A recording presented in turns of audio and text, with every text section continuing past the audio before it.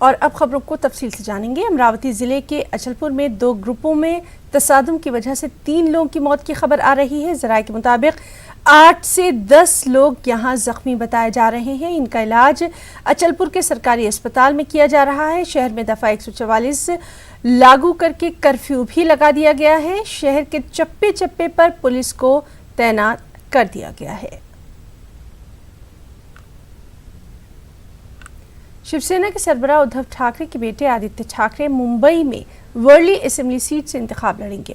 मुंबई में खास तकरीब के दौरान उन्होंने ये ऐलान किया। पार्टी के 53 बरस की तारीख में ये ऐसा पहली बार होगा कि इंतखाब में शिवसेना ठाकरे का चेहरा मिला है। जराये के मुताबिक आदित्य ठाकरे पार्टी के वज़ीर-ए-आला के ओहदे के दावेदार भी हो सकते हैं।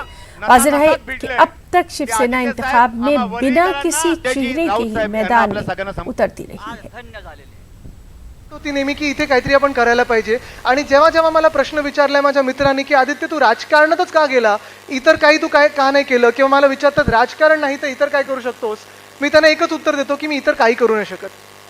कारण जे माझ्या आजोबांनी मला शिकवलेलं आहे, जे शिवसेनेच्या नेत्यांचे माझ्यावर संस्कार आहेत, ते म्हणजे जे आपलं ब्रीदवाक्य 80% समाजकारण 20% राजकारण, म्हणजे राजकारण जिथे जिथे आपण केलेलं आहे त्याच्यातून पण जेव्हा जेव्हा सत्तेत होतो। आज शिवसेनेचे जेव्हा आपले पहिले मुख्यमंत्री मनोज जोशी साहेब इथे मला आशीर्वाद द्यायला आहेत, खूप मोठी गोष्ट। तो आदित्य ठाकरे इस मौके पर खिताब करते हुए ये बराह रास्त तस्वीर हमने आपको दिखाई। अपने इलेक्शन से मुतालिक उन्होंने यहाँ पर लोगों से बात की। और वहीं बीजेपी की अगर बात करें तो बीजेपी आज महाराष्ट्र असेंबली इंतखाबात के उम्मीदवारों की पहली लिस्ट जारी कर सकती है। दोनों रियासतों में कागजात नामजदगी दाखिल करने की आखिरी तारीख 4 अक्टूबर है। महाराष्ट्र में असेंबली इंतखाबात का बिगुल बज चुका है। महाराष्ट्र में बीजेपी की हुकूमत है। बीजेपी के सामने महाराष्ट्र में सरकार बनाने का चैलेंज है और यही वजह है कि उम्मीदवारों के नामों पर काफ़ी दिनों तक गौर खौज होता रहा है। इतवार को भी दिल्ली में बीजेपी सीईसी की मीटिंग हुई, जिसमें वज़ीर-ए-आज़म नरेंद्र मोदी, अमित शाह और बीजेपी के कारगुजार सदर जेपी नड्डा भी मौजूद रहे। अगर महाराष्ट्र की बात की जाए तो बीजेपी शिवसेना में अभी तक सीटों की तकसीम नहीं हो पाई है। ज़राए के मुताबिक 288 सीटों में से 124 सीटें शिवसेना को दी जा सकती हैं और सीटों की तकसीम का ऐलान मंगल के रोज हो सकता है।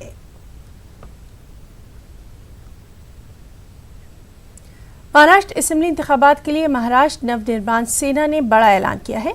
एमएनएस चीफ राज ठाकरे ने ऐलान किया कि इस बार एमएनएस चुनावी दंगल में हिस्सा लेगी। उन्होंने कहा कि उम्मीदवारों में एबी फॉर्म 2 दिनों में तकसीम कर दिए जाएंगे। बांद्रा में एमएनएस की मीटिंग हुई। राज ठाकरे ने कहा कि 5 अक्टूबर के बाद तशहीरी मुहिम की शुरुआत की जाएगी। मालेगांव सेंट्रल हल्का असेंबली में 1584 मुलाजमीन की ट्रेनिंग की गई। इन मुलाजमीन को 2 नशिस्तों में तरबियत दी गई। पहली नशिस्त शहर के उपकार सिनेमा हॉल में दी गई, जहां सेंट्रल हल्का असेंबली के zonal election officer Vijayanand Sharma ने पावर पॉइंट की मदद से अमली तौर पर ईवीएम वीवीपैट मशीन के मुतालिक तफसीली जानकारी दी। साथ ही पोलिंग के दिन पेश आने वाली दुश्वारियों का भी हल बताया गया। असेंबली इंतखाबात के लिए कांग्रेस के सीनियर लीडर और साबिक वज़ीर-ए-आला अशोक चौहान ने आज भोकर असेंबली हल्के से अपने कागजात नामजदगी दाखिल किए हैं। भोकर के लिए मुकर्रर किए गए रिटर्निंग ऑफिसर से अशोक चौहान ने मुलाकात की और उन्हें अपने कागजात नामजदगी पेश किए। भोकर असेंबली हल्का अशोक चौहान के ख़ानदान का रिवायती इंतखाबी हल्का रहा है। असेंबली इंतखाबात के लिए तशहीरी मुहिम उरूज पर है। मुख्तलिफ सियासी जमातें जहां एक तरफ अपने उम्मीदवारों के नामों की हतमी लिस्ट तरतीब देने में मसरूफ़ है, वहीं दूसरी जानिब जिन उम्मीदवारों के नामों का ऐलान हो चुका है वो लोग अब तशहीरी मुहिम के लिए सरगर्म हो गए हैं। नांदेड़ के भूकर असेंबली हल्के से कांग्रेस पार्टी ने साबिक वज़ीर-ए-आला अशोक चौहान को उम्मीदवार बनाया। अशोक चौहान ने आज अपने इंतखाबी हल्के भूकर से महारैली के जरिए तशहीरी मुहिम का बाज़ाब्ता आगाज़ कर दिया।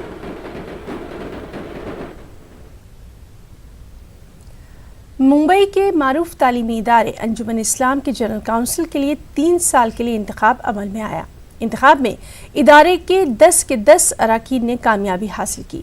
वाज़ेह रहे कि अंजुमन इस्लाम जमहूरी तरीके पर गामजन इदारा है। यहाँ पर 3 साल में काउंसिल के इलेक्शन होते हैं। नवमुंतखब 10 अरकान काउंसिल ने अंजुमन इस्लाम को नई बुलंदियों पर ले जाने का यहाँ अज़्म भी जाहिर किया। अंजुमन इस्लाम अलीगढ़ के बाद बड़ी संस्था मानी जाती है। ये संस्था जो है, ये तंजीम जो है, ये अदारा जो है, वो तकरीबन 90 से ज़्यादा इंस्टीट्यूट चला रहे हैं। आज यहाँ पर इनका इलेक्शन हुआ है और इलेक्शन में जो है प्रेसिडेंट पैनल ने जो है वो बड़ी कामयाबी हासिल की है। ज़हीर कादरी साहब जो कि अंजुमन इस्लाम के प्रेसिडेंट हैं, हम इनसे बात करते हैं कि इलेक्शन के बारे में बताइए और इसी के साथ साथ कामयाबी किस तरह से लोगों को मिली है उनके बारे में बताइए। एक तो अंजुमन एक वाहिद इदारा है पूरे हिंदुस्तान में जो डेमोक्रेटिकली अपना काम काज करता है और इस साल हर साल की तरह इस साल भी जो रूलिंग मैनेजमेंट है उसके पैनल पे 10 के 10 कैंडिडेट बड़ी मार्जिन से जीत के आए। और एक चीज़ ये है कि हमारे जितने कैंडिडेट्स थे ये अपने आप में एक अचीवर्स हैं, उनके परफॉर्मेंसेस रहे।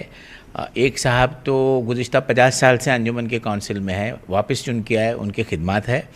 और एक नौजवान साथी को भी लिया है इस बार जो हमारे इंजीनियरिंग कॉलेज के चेयरमैन है और अमेरिका से उनकी ट्रेनिंग हुई है, एजुकेशन हुआ है और यंग पर्सन। तो हमारे यहाँ young, seniors and middle age सबका कॉम्बिनेशन है। इंतखाब को लेकर के जो है वो क्या नई आशा है, क्या अंजुमन को और आगे ले जाने के ताल्लुक से क्या नया विज़न है आपके पास? अंजुमन इस्लाम का जो ट्रैक रिकॉर्ड है इतने सालों का, उसमें यह है कि डॉक्टर ज़हीर काई साहब की सदारत में पिछले 10 सालों में जो अंजुमन की तरक्की हुई है। अंजुमन इस्लाम एक स्कूल के तौर पर शुरू हुआ और उसके अंदर इंजीनियरिंग कॉलेज, प्रोफेशनल कॉलेजेस जो आए हैं वो डॉक्टर ज़हीर काई साहब के ज़माने में उसमें बहुत ज़्यादा तरक्की हुई। और कालसेकर कॉम्प्लेक्स जो पनवेल में बना है वो एक बहुत बड़ा अंजुमन इस्लाम का अचीवमेंट है और मैं समझता हूँ कि उसके लिए सिर्फ़ और सिर्फ डॉक्टर ज़हीर काई साहब को और उनकी सारी टीम, जिसमें मैं भी एक मेंबर हूँ, हम लोग सब शामिल हैं। जो अब बताया गया है वही काफ़ी है। खाली मैं इतना कहूँगा कि सिर्फ ये नहीं कि हमारे जो एग्जीक्यूटिव बॉडी के या जनरल काउंसिल के मेंबर वही हैं, आपको देखना चाहिए वोटर्स जो आए थे हमारे, माशाल्लाह काफ़ी हाईली प्रोफाइल सोसाइटी में उनका मकाम है। अच्छी माली हालत है, अच्छा जहन है, अच्छी उनकी तरबियत है और उनके गाइडेंस में और उनके कोऑपरेट के साथ हमारी जो टीम काम कर रही है, ख़ासतौर पर डॉक्टर ज़हीर काई साहब के साथ और उनके साथ जो उनके रफ़क़ाए कार हैं, बहुत अच्छी मेहनत से काम कर रहे हैं, दिल लगन के साथ कर गया और अल्लाह की बहुत मदद है कि हर फील्ड में अल्लाह उनको कामयाब करता है और हमारी बहुत विशेष उनके साथ है। बरसों के बरस यहाँ रहे हैं, इंशाअल्लाह ये इदारा हिंदुस्तान का बेहतरीन इदारा साबित हो जाएगा इंशाअल्लाह। ज़हीर काज़ी साहब के पैनल को फतेह मिलने के बाद जो है वो अंजुमन इस्लाम को जो है एक नई ताकत मिली है। ये वही अदारा है जिसको जो है वो फ्रीडम फाइटर ने जिसकी बुनियाद डाली थी और अब इस अदारे में जो है वो लाखों की तादाद में बच्चे केजी से लेकर के पीजी में तालीम हासिल कर रहे हैं। कैमरा पर्सन शरोर जलाल के साथ मुहिउद्दीन, न्यूज़ 18 मुंबई। इस साल हज के दौरान 150 से ज़्यादा हुज्जाज कराम की मौत वाक़ हुई है। हज के दौरान मक्का मदीना में वाक़ होने वाली बेशतर अमवात की वजूहात कुदरती या फिर बीमारी को बताया जाता है, लेकिन हिंदुस्तानी हुज्जाज कराम के रिश्तेदार अमवात की वजूहात और तदफीन के तरीक़ों से नाबलद होते हैं। हमारे नुमाइंदे मुहिउद्दीन ने council general of India Jeddah Noor Rahman Sheikh से इस सिलसिले में ख़ास बातचीत की है। आइए देखते हैं। नूर रहमान शेख साहब हमारे साथ मौजूद हैं जो हज के इशू को देखते हैं, उनसे बात करते हैं। सर एक बात ये बताइए कि मतलब हज के ख़ात्मे के बाद ये ख़बरें मौसूल होती हैं कि काफ़ी हिंदुस्तानी हुज्जाज इकराम की जो है वो मौत हुई है सऊदी अरबिया में, इसकी वजह क्या होती है? बहुत सी हिंदुस्तानी रिश्तेदार जो होते हैं उनको फ़िक्र होती है कि जो इंतकाल हुआ है सऊदी अरबिया में हज के दौरान उनकी तदफीन किस तरह होती है, उनको जो है वो कहाँ ले जाया जाता है, उनके बारे में जो है तशवीश होती है। तो मतलब बताइए हमारे देखने वालों को कि मतलब जो इंतकाल होता है हज के दौरान तो उनका प्रोसेस क्या होता है, तदफीन का, कहाँ ले जाते हैं, किस तरह करते हैं? देखिए मदीना में जो इंतकाल होता है दोनों जगह मक्का और मदीना में हरम में जो है हरम में जनाजा नमाज होते हैं हरम शरीफ या मस्जिद नबवी की जमात में, और दफन जो है मक्का के अंदर अगर इंतकाल होते हैं तो वहाँ पर एक सराय करके जगह है मक्का ही में, तो उसमें दफन होता है। उसी तरह से मदीना में अगर इंतकाल होता है तो जन्नतुल बकी में दफन होता है। तो एक बड़ा एक ऑर्गेनाइज प्रोसेस है, इसमें कोई ऐसा नहीं कि ऐसे छोड़ दिया, ऐसा नहीं होता है। पर हज मिशन के लोग होते हैं उसमें, मौलिम के लोग होते हैं, और उनकी जो ऑफिशियल सऊदी ऑफिशियल्स मिल करके इसको प्रोसेस को कंप्लीट करते हैं। इज्तिमाई कब्रें बनती हैं कि इंडिविजुअल कब्रें बनती हैं? नहीं, वहाँ इंडिविजुअल कवर्स है, इंडिविजुअल कवर है, लेकिन कब्रिस्तान बहुत बड़ी है। मतलब जन्नतुल बकी हो या सराय की जो कवर है वो बहुत बड़ी है, लेकिन CGI भी इस बात को केयर करता है कि मतलब जो तदफीन है उसको प्रॉपर हो। बिल्कुल आइडेंटिफाइड रहता है कि कौन सा मैयत जो है कहाँ पर दफन। हमारे हाजी लोग जाते हैं तो उनको वैसी फैसिलिटी नहीं मिल पाती तो उनकी मौत हो जाती है। नहीं, देखिए पहले जो मैंने कहा कि 2.5 महीने में 2 लाख हाजी कि वहाँ पर रिहाइश है, उसमें 169 का इंतकाल होना ये नेचुरल है। इसी तरह क्योंकि हर मुल्क का भी यही है बेसिकली, अगर रेशियो निकालेंगे तो बल्कि हमारा काफ़ी बेहतर है बाकी कई मुल्क से। वहाँ पर फैसिलिटी देखिए, मेडिकल मैनेजमेंट का सिस्टम वहाँ पर है, लेकिन अगर कोई टर्मिनल इलनेसेस आ रहे हैं, कई सारे उसमें से कई लोग हैं जिसका कैंसर की वजह से इंतकाल हुए, तो कैंसर तो जाहिर सी बात है वहाँ पहुँच करके तो कैंसर नहीं हुआ, तो पहले से होंगे तो, लेकिन मेडिकल सर्टिफिकेट जो है वो फिटनेस सर्टिफिकेट लेकर के आते हैं। तो हमारा रिक्वेस्ट ये रहेगा, अपील रहेगा कि मेडिकल स्क्रीनिंग जो है सख्त होना चाहिए। हाजी खुद को पता है कि मुझे कैंसर है, तो भाई अब हज में कैंसर हो करके जाना मुझे नहीं लगता कि वो सही बात है। तो इस तरह से वहाँ पर हाँ, अगर सीरियस केसेस है तो सऊदी हॉस्पिटल्स मैनेज करते हैं उसको। हज मिशन और government of India, government of Saudi Arabia जो है वो हाजियों को हेल्थ प्रोवाइड करने के बारे में मुकम्मल कोशिश करती है, लेकिन जो डेथ होती है वो नेचुरल होती है। कैमरा पर्सन संतोष दिसले के साथ मोहिउद्दीन, न्यूज़ 18 मुंबई। आसिफ जाही सल्तनत के कारनामों को मराठी ज़बान में पेश करने का बीड़ा चंद नौजवान कलमकारों ने उठाया है। औरंगाबाद रिसर्च फाउंडेशन और दीगर तंजीमों के इश्तिराक से आसिफ जाही फर्स्ट एडिशन का इजरा अमल में आया। इस इजराई तकरीब की सदारत डॉक्टर खिज़र मिर्ज़ा ने की। इस मौके पर आसिफ जाही सल्तनत के कारहाय नुमाया और मराठी तारीख में इसे किस तरह मस्क करके पेश किया गया, इन्हें दलाइल की बुनियाद पर वाज़े किया गया। तकरीब में इस बात का भी ऐलान किया गया कि आसिफ जाही के 10 एडिशन शाये किए जाएंगे जो कि मराठी ज़बान में होंगे। आसिफ जाही सल्तनत के कारनामों पर तहकीक करने वालों में सरफराज अहमद, कलीम अजीम और सैयद शाह अवेज शामिल हैं। सल्तनत आसिफिया की 225 साल तारीख को सिर्फ कल्चरल नेशनलिज्म और ऑपरेशन पोलो के मद्देनज़र देखकर वो सारी तारीख को इनकारा जाता है। तो हम लोगों ने मराठी ज़ुबान में इस तारीख के जितने रिसोर्सेस हैं, फरमान हैं, मकतूतात हैं, वो सारे रिसोर्सेस मराठी ज़ुबान में लाने का काम गाज़िउद्दीन रिसर्च सेंटर के ज़रिए शुरू किया है, जिसके तहत हम तकरीबन 500 से ज़्यादा फरमान, ओरिजिनल आर्टिकल्स जो 1940 के पहले लिखे गए हैं, कई फरमान और कई उनके मकतूतात, खतो किताब जो उनका हुआ है अलग अलग लोगों के साथ, वो ला रहे हैं। निज़ाम हिस्ट्री पे जो लिखा गया है वो मराठी के राइटरों के अंदाज से लिखा गया है। उर्दू में जो लिखा है, अंग्रेज़ी में जो लिखा है वो आया नहीं है इधर, या फिर वो वॉल्यूम इधर लिया नहीं है, वो वर्जन इधर लिया गया नहीं है। हमने इंग्लिश और उर्दू में जो लिखा हुआ है वो हमने ट्रांसलेशन करके लाया है, जो मराठी लोगों के लिए और मराठी लैंग्वेज वालों के लिए नया है। कर्नाटक के नाअहल करार दिए गए 17 MLAs के लिए खुशखबरी है। बीजेपी ने तमाम 17 MLAs को पार्टी टिकट देने का ऐलान कर दिया है। सीएम येडियुरप्पा के मुताबिक पार्टी सदर अमित शाह ने इस मामले को हरी झंडी भी दिखा दी है। शिकारीपुरा में मीडिया से रूबरू होते हुए येडियुरप्पा ने कहा कि 17 MLAs के इस्तीफों की वजह से बीजेपी कर्नाटक में हुकूमत बनाने में कामयाब रही है और ऐसे में इन MLAs को हरगिज नजरअंदाज नहीं किया जा सकता।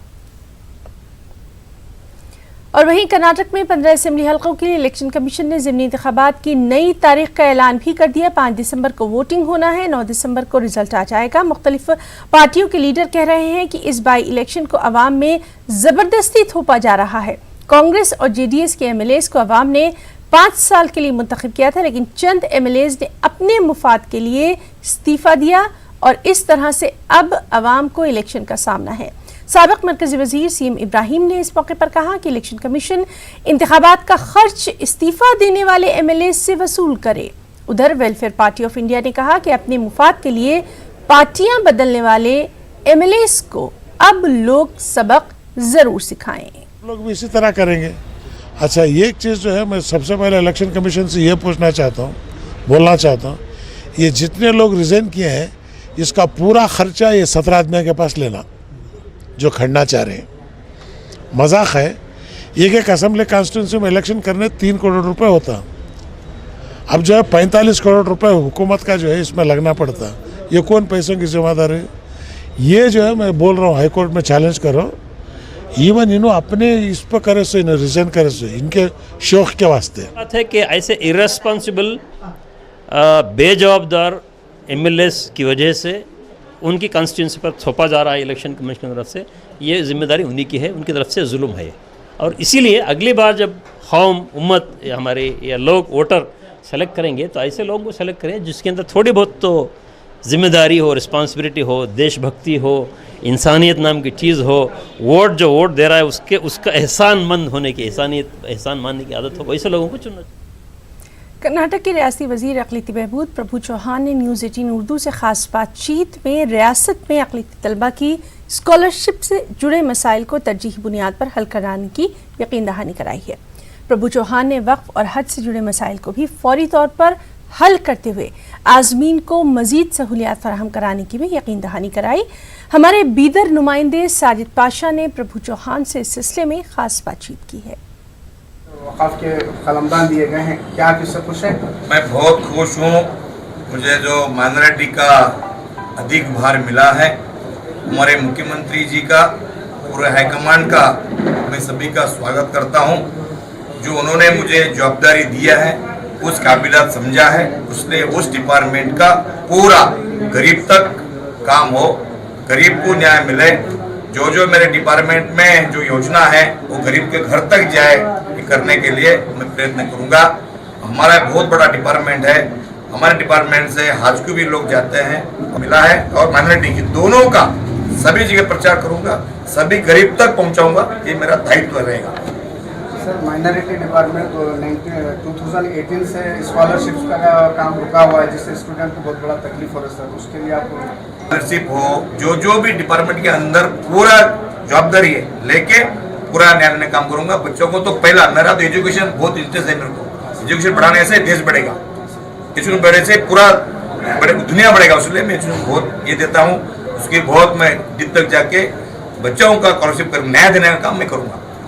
सर, वक्फ बोर्ड में भी बहुत सारे वक्त लैंड के ऊपर लोगों का ये है, और लास्ट टाइम येडियुरप्पा साहब की गवर्नमेंट में अनवर मानपाली साहब की रिपोर्ट था, जो बड़े बड़े लीडर्स इसको कब्जा करके बैठे हुए थे, उसके रिपोर्ट पे आप क्या इम्प्लीमेंट? हमारे मुख्यमंत्री साहब पहले 2008 से 13 में हमारी सरकार ने बहुत बड़ा इम्प्लीमेंट किया था। अभी भी हमें वो डिपार्टमेंट मिला है, जो भी उसके कानून से काम करना होगा करेंगे, जो हटाना होगा हटाएंगे। हज डिपार्टमेंट में क्या फैसिलिटी कराना चाहते हैं? जो फैसिलिटी हमारे सरकार ने पहले किया था, अभी भी और जल्द चाहिए, तो अभी तो ऑलरेडी फैसिलिटी है और करना पड़ेगा। तो ऑफिसर से साथ में बात करके, विचार विमर्श करके, हमारे मुख्यमंत्री से बात करके उसमें निर्णय लेंगे हम। तो नाजरीन, ये थे कर्नाटक के वज़ीर हज वक़ाफ़ और अक़लियती बहबूद के, और वज़ीर मौसूफ़ का कहना है कि माइनॉरिटी स्टूडेंट को स्कॉलरशिप के लिए वो पहले बढ़ चढ़ कर काम करेंगे। आइए आने वाले दिनों में माइनॉरिटी लोगों की उनसे बहुत सी उम्मीदें हैं, देखना है वो किस हद तक अपनी जिम्मेदारी को निभाने में कामयाब। कांग्रेस के सीनियर लीडर और साबिक़ वज़ीर-ए-आला सिद्धरामैया ने कर्नाटक के रायचूर का दौरा किया है। दौरे के दौरान उन्होंने ज़िले में सैलाब मुतासरीन से खास मुलाकात की और उन्हें दरपेश मसाइल के बारे में जानकारी हासिल की। बादशाह सिद्धरामैया ने मीडिया से बातचीत में कहा कि मरकज़ और रियासत की बीजेपी हुकूमत सैलाब मुतासरीन और खुश्क साली से परेशान किसानों की इमदाद करने में नाकाम रही है। ನಮ್ಮ ಕರ್ಕ ಹೋದ್ರೆ ಕೇಳ್ಬೋದಪ್ಪ, ನಮಗೆ ಗೊತ್ತಾಗುತ್ತೆ। ನಾನು ನರೇಂದ್ರ ಮೋದಿ ಅವರು 7ನೇ ತಾರೀಕು ಬಂದಿದ್ರಲ್ವಾ ಬೆಂಗಳೂರಿಗೆ, ಚಂದ್ರಯಾನ ವಿಕ್ರಮ್ ಬಂದಿರಲ್ಲ, ಅಲ್ಲಿ ನಾವು ಪತ್ರ ಬರೆದಿದ್ದೆವು ನಾವು ಕಾಂಗ್ರೆಸ್ ಆಫೀಸಿಂದ, ನಮಗೊಂದು ಅಪಾಯಿಂಟ್ಮೆಂಟ್ ಕೊಡ್ರಿ, ಬಂದು ಭೇಟಿ ಮಾಡಿ ಪ್ರವಾಹದ ಬಗ್ಗೆ ಮಾತಾಡಬೇಕು ಅಂತ. ಕೊಡನೇ ಇಲ್ಲ ಪುಣ್ಯಾತ್ಮ. ಒಂದು ಅಪಾಯಿಂಟ್ಮೆಂಟ್ ಕೊಡಬೇಕಲ್ಲ ವಿರೋಧ ಪಕ್ಷದವ್ರಿಗೆ, ಕೊಡಲೇ ಇಲ್ಲ. ಈ ಯಡಿಯೂರಪ್ಪನವ್ರಿಗೆ ಧೈರ್ಯ ಇಲ್ಲ ಕೇಳೋಕ್ಕೆ, ಅಮಿತ್ ಶಾ ಹತ್ರ ಹೋಗಿ ನರೇಂದ್ರ ಮೋದಿ ಅವ್ರ ಹತ್ರ ಹೋಗಿ ಧೈರ್ಯ ಇಲ್ಲ. ನಮ್ಮನ್ನು ಕರ್ಕೊಂಡು ನಾವಾರು ಜೋರು ಮಾಡಿ ಕೇಳ್ತೀವಿ. ಅದಕ್ಕೆ ನಾನು ಹೇಳಿದೆ, Yediyurappa is a weak chief minister ಅಂತ. ಪಾಪ ನನಗೆ ಯಡಿಯೂರಪ್ಪನವ್ರು ಕಂಡ್ರೆ ಅಯ್ಯೋ ಅನಿಸುತ್ತೆ. ಅಲ್ಲಿ ಇವ್ರಿಗೆ ಕಿರುಕುಳ ಬೇರೆ, ಇವ್ರ ರೆಕ್ಕೆ ಪುಕ್ಕ ಎಲ್ಲ ಕತ್ತರಿಸಕ್ಕೆ ಶುರು ಮಾಡಿಬಿಟ್ಟಿದ್ದಾರೆ. ರೆಕ್ಕೆ ಪುಕ್ಕ ಎಲ್ಲ ಹೌದಪ್ಪ ಅಂಪನಗೌಡ.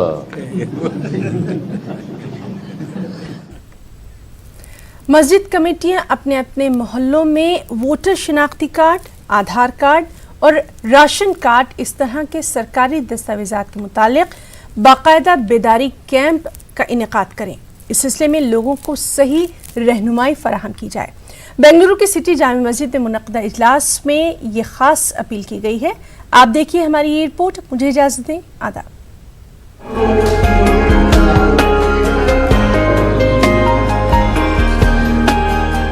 बेंगलुरु की सिटी जामा मस्जिद में अहम इजलास मुनक्किद हुआ। मुख्तलिफ मसाजिद कमेटियों, समाजी और मिली तंजीमों के नुमाइंदों ने शिरकत की। इस मौके पर रियासत के मुसलमानों को पैगाम दिया गया कि वो शहरियत के मुतालिक अपने दस्तावेजात को दुरुस्त तौर पर रखें। बहसियत शहरी हर शख्स के पास जरूरी दस्तावेजात होने चाहिए। जामा मस्जिद कमेटी और मजलिस मिल्लिया इस्लामिया ने फैसला किया है कि वो मस्जिद में एक खुसूसी काउंटर खोलेंगे जहां आधार कार्ड, वोटर शनाख्ती कार्ड, राशन कार्ड में नाम और पतों को दुरुस्त करने का काम अंजाम दिया जाएगा। बड़ा ही मुनज़्ज़म इजलास मुनक़िद किया गया और ऐसे ही जामा मस्जिद व मुस्लिम चैरिटेबल फंड ट्रस्ट और मजलिस मिल्लिया इस्लामिया के इश्तिराक से यहाँ एक काउंटर भी खोला जा रहा है जहाँ तमाम लोगों के डॉक्यूमेंट सही करने की एक रहनुमाई, एक रहबरी हो सके। चूँकि आजकल ऑनलाइन बहुत सारी चीज़ें हो चुकी हैं तो उन सारे काम को ऑनलाइन के ज़रिए से बहुत आसानी से अंजाम दिया जा सकता है। शहरी रहने के नाते जो है जैसा सबसे पहले बुनियादी रेशन कार्ड रहता है, वोटर्स कार्ड रहता है, आधार कार्ड रहता है और अपने पढ़ाई किए हुए डॉक्यूमेंटों की बुनियाद पर up to secondary school of education, primary to secondary school of education तक का अगर रिकॉर्ड रख लें तो उसमें तमाम चीज़ें मिल जाती हैं।